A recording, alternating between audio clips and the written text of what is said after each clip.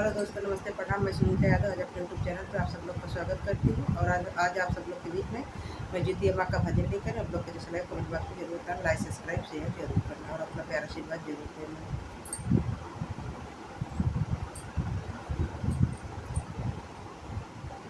के करा पोखरा खानवाला था, के करा पोखरा खानवाला घाटा बनवाला हो सखी कहवा से आवै चिले, सखी कहवा से आवै चिलसियारन ता पोखराया स्नान करई हो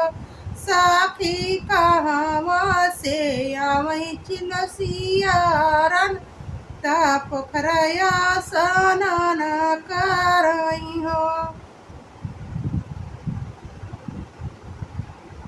ज्योति वाहन बाबा के पोखरा खानवाली घाटा बनवाली नी हो सखी बिंद्रा बन से आवै चिलसियारन ता पोखराया स्नान करई हो सखी बिंद्रावन से आवै चिलसियारन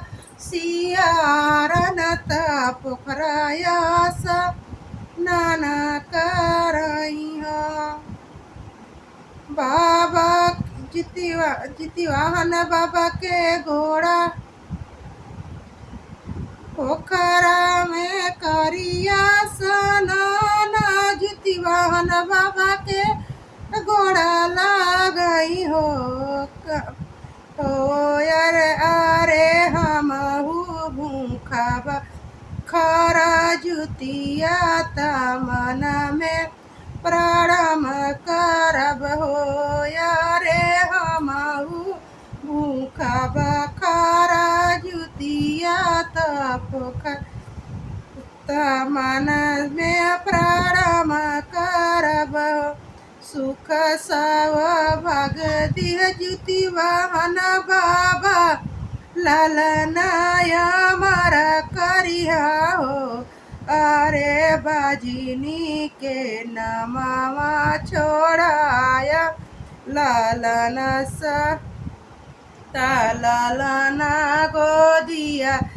खेलई ललना गोदिया खेलई हो ज्योति वाहन बाबा गोदिया बाजिनी के नमावा छोड़ाया ता गोदिया लालन खेलई गोदिया